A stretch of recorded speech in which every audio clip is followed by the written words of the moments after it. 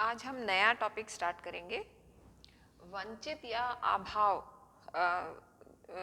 जो बच्चे जो है वो वंचित रह जाते हैं या जो अभाव में रहते हैं, तो वंचित या अभाव तथा प्रारंभिक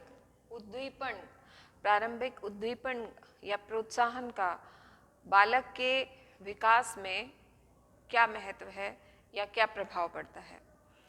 तो इसमें सबसे पहले हम डिप्रीवेशन या अभाव या वंचित रहना इसको पढ़ेंगे हम।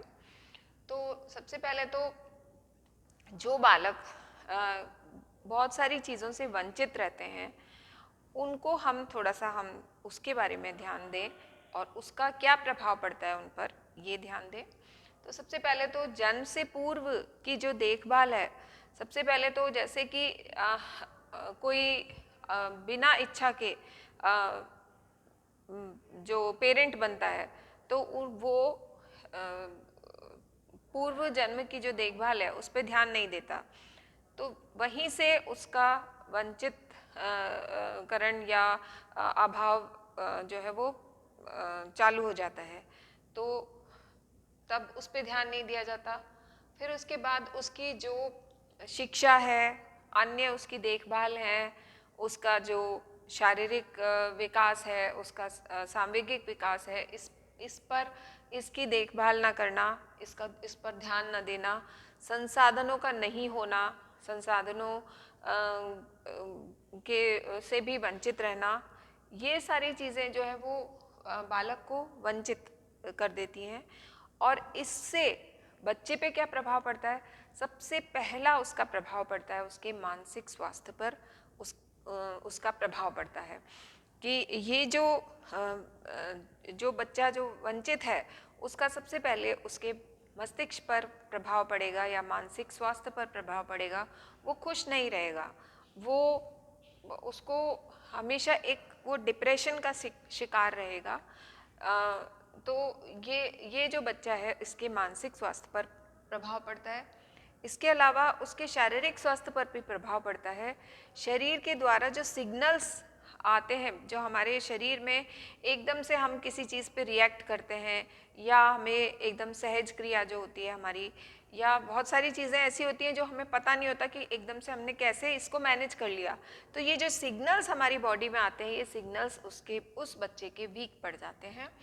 और इसके अलावा उसमें कोऑर्डिनेशन या समन्वय की जो स्थिति है, जैसे कि आई हैंड कोऑर्डिनेशन होता है, जैसे कि पूरी बॉडी में कोऑर्डिनेशन होता है, पूरी बॉडी में समन्वय होता है, वो उसकी कमी हो जाती है। उसमें समन्वय जो है वो ढंग से नहीं देखा जाता उसकी बॉडी में। और इसके अलावा उसमें अनिद्रा रोग भी होता है। मानसिक क्षमताओं पर उस पर प्रभाव पड़ता है, क्योंकि जब नींद पूरी नहीं होगी तो हमारी पूरी बॉडी की जो कैपेसिटी है उस पर प्रभाव पड़ेगा। तो उसमें सांवेगिक क्षमताएं भी आ जाती हैं, शारीरिक क्षमताएं भी आ जाती हैं, मानसिक क्षमताएं भी आ जाती हैं। तो सारी जो हमारी क्षमताएं हैं वो सारी क्षमताओं पर, शरीर की क्षमताओं पर असर पड़ता है, निम्न असर पड़ता है, उसमें समन्वय नहीं हो पाता। और इसके अलावा जो व्यक्ति है वो जो अभावग्रस्त है, वो उसके अंदर एक बेचैनी सी देखी जाती है, जिसको हम कहते हैं कि एक अधीरता देखी जाती है। उसके अंदर एक बेचैनी सी रहती है। उसके मूड स्विंग्स भी होते हैं, कभी तो वो बहुत खुश होता है, कभी वो बहुत दुखी होता है, कभी वो रोने लगता है, कभी हंसने लगता है। मतलब एकदम से मूड जो है उसके चेंज होते रहते हैं जल्दी जल्दी। इसके अलावा वो निर्णय लेने की क्षमता, सृजनात्मकता, इनसे समझौता भी कर लेता है। मतलब जैसे कि निर्णय लेने की क्षमता में कोई भी निर्णय पे वो ज़्यादा ध्यान नहीं देता, उसका ज़्यादा महत्व नहीं समझता और उसको जाने देता है, ठीक है कोई बात नहीं। तो इस तरह से निर्णय लेने की क्षमता है। सृजनात्मकता, जैसे बहुत सारी चीज़ों से कोई नई चीज़ का सृजन करना। तो जब हमारा मन अच्छा नहीं होता तो हम कुछ भी चीज़ नहीं करते हैं, तो हम उसको भी छोड़ देते हैं, उसमें सृजनात्मकता नहीं देखी जाती है, क्योंकि वो डिप्रेशन का शिकार है, उसका मूड अच्छा नहीं है, वो अवसाद में रहता है। तो इसलिए उसका मन जब अच्छा नहीं होता तो बच्चे में ये भी कॉम्प्रोमाइज़ हो जाती है, निर्णय लेने की क्षमता और क्रिएटिविटी, ये भी उसमें कॉम्प्रोमाइज़ हो जाती है। उसके अंदर आत्मविश्वास की भी कमी होती है और आत्मनियंत्रण भी नहीं हो देखने को मिलता है। आत्मनियंत्रण की भी कमी होती है, आत्मविश्वास की भी कमी होती है। इसके अलावा अधिकांशतः ये जो बच्चे होते हैं ये कोई ना कोई लत का शिकार होते हैं, या तो उन्होंने ड्रग्स ले लेते हैं, क्योंकि लो मॉरली मतलब नैतिकता उनमें कम देखी जाती है, क्योंकि कोई उनका रोल मॉडल नहीं होता, कोई उनको प्रोत्साहित करने वाला नहीं होता, कोई उनकी देखभाल ढंग से करने वाला नहीं होता, तो ये बच्चे रूखे हो जाते हैं और ये बहुत जल्दी एंटी सोशल एक्टिविटीज़ जिसको कहते हैं ना कि भाई जो कि जो सामाजिक जो एक तरह से कुसमायोजन है वो देखा जाता है इनमें, और इस तरह की वो गतिविधियों में पार्टिसिपेट करते हैं जो समाज द्वारा मान्य नहीं होती हैं। इस तरह की गतिविधियों में जल्दी वो आ जाते हैं क्योंकि वो मॉरली बहुत अच्छे नहीं होते हैं, और इसीलिए उनके अंदर आत्मनियंत्रण भी कम होता है, आत्मविश्वास भी कम होता है, और अधिकांशतः ये किसी न किसी लत का शिकार होते हैं। या तो वो नशे की लत हो सकती है, या वो तंबाकू की लत हो सकती है, या फिर वो ड्रग्स जो लेते हैं उनकी लत हो सकती है। कोई ना कोई लत का वो शिकार होते हैं, और इनके जो व्यक्तिगत संबंध होते हैं वो भी बहुत बनावटी, बहुत नकली होते हैं और बहुत उथले होते हैं और बहुत ही नाजुक होते हैं। मतलब कि कभी भी वो कुछ भी किसी के साथ भी कुछ भी कैसा भी मिसबिहेव कर सकता है। वो ऐसे लोग आपने देखा होगा मार पिटाई और गाली गलौज और इस तरह की चीज़ों में लिप्त हो जाते हैं। तो ये देखा जाता है कि उनमें बहुत ही लो लेवल का पर्सनैलिटी डेवलपमेंट होता है, उनका जो व्यक्तित्व विकास है वो बहुत ही निम्न श्रेणी का होता है। और ये जो अभाव है, ये अभाव कई तरह का हो सकता है। पहला तो है जैसे वातावरणीय अभाव। वातावरणीय अभाव में जो भौतिक वातावरण भी हो सकता है। भौतिक वातावरण में जैसे कि जो रहने की कंडीशंस हैं वो सही नहीं है, उनको जो कई बार ऐसा होता है कि प्राकृतिक आपदाएं आ जाती हैं, उनको उसमें जो पूरा जो एनवायरनमेंट है वो विनाशकारी हो जाता है। तो ऐसे एनवायरनमेंट में रह रहे हैं, या उनको भौतिक सुख सुविधाओं का अभाव है। जैसे जो हमारी मूलभूत आवश्यकता है, रोटी कपड़ा और मकान, उन्हीं को वो पूरा नहीं कर पा रहा, वही उसकी पूरी नहीं हो रही है। तो और जो हमारी आवश्यकताएं हैं वो तो पूरी होंगी ही नहीं। तो इस तरह से उसको भौतिक वातावरण में अभाव है। सामाजिक वातावरण में अभाव है, क्योंकि वो अभावग्रस्त है तो वो समाज में अपनी जगह नहीं बना पाता। तो इस तरह से उसका सामाजिक वातावरण भी निम्न श्रेणी का होता है, और इसी के साथ साथ उसका जो आर्थिक वातावरण है या सांवेगिक वातावरण है वो भी निम्न श्रेणी का होता है। अच्छा, इसके अलावा उस जो वंचित या अभाव जो है वो अभिभावकों का अभाव भी हो सकता है। उसको जो माता नहीं है किसी के पिता नहीं है, किसी के दोनों ही नहीं है, अनाथ है बच्चा, तो इस तरह के बच्चों को जो है वो उनका सबसे ज़्यादा जो अभाव उनका होता है या सबसे ज़्यादा उनके ऊपर प्रभाव पड़ता है वो सामाजिक और मनोसांवेगिक प्रभाव पड़ता है।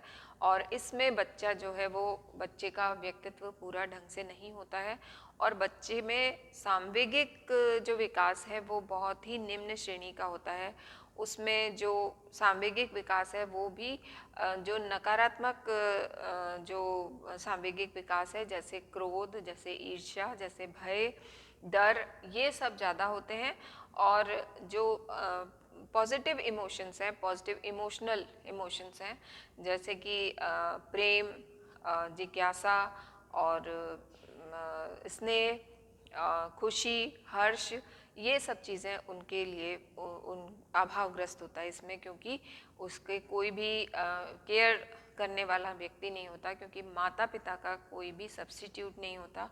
और माता पिता का अगर कोई सब्स्टिट्यूट होता भी है तो उनके लिए बहुत ही मतलब वो लोग अभावग्रस्त होते हैं, बहुत ही किसी का बहुत अच्छा भाग्य है तो कोई बहुत अच्छा व्यक्ति केयर करने वाला उनको मिल जाता है, नहीं तो उनकी ये इस चीज़ से वंचित रहते हैं और इससे वंचित रहने के कारण वो उनका जो हृदय है वो बहुत कठोर हो जाता है और वो बहुत ही रूखे किस्म के इंसान हो जाते हैं, क्योंकि उनका सांवेगिक विकास पूरा अच्छी तरह से नहीं होता और इसके साथ ही साथ वो बहुत ही शक्की होते हैं, उनमें आत्मविश्वास की बहुत कमी होती है और आत्मनियंत्रण भी उनमें नहीं होता है। और किसी भी जने को वो देखते हैं तो उनको ये लगता है कि इसका कोई मतलब है क्या मुझसे, या ये क्यों मेरे पे इतना मेहरबान हो रहा है, या मतलब ये वो शक की निगाह से देखते हैं और किसी पर भी विश्वास करने में असमर्थ होते हैं, क्योंकि उनके जो पूर्व अनुभव हैं वो अच्छे नहीं रहे हैं। इसके अलावा सांस्कृतिक डेप्रीवेशन भी होता है, सांस्कृतिक अभाव में, जैसे कि समाज में जो बच्चा रह रहा है, तो अगर बच्चा किसी परिवार से संबंधित है, किसी समाज में वो रह रहा है, किसी समाज से संबंधित है, तो उसको एक स्टेटस मिलता है। यहाँ पर क्योंकि उसके माता पिता नहीं है, बच्चे को या फिर वो गली कूचों में विकसित हुआ है, तो उसको कोई स्टेटस नहीं मिल पाता, और उसको जब स्टेटस नहीं मिल पाता तो शैक्षणिक जो उपलब्धियां हैं वो भी उसकी क्षीण हो जाती हैं, क्योंकि उसको कोई मोटिवेट करने वाला नहीं होता। क्योंकि हम भी जब मकान देखते हैं तो आसपास का वातावरण इसीलिए देखते हैं कि बच्चा और दूसरों से प्रोत्साहित होता है और दूसरों को देखकर उसको भी लगता है कि मैं भी अच्छा बनूं, मैं भी इनके जैसा बनूं।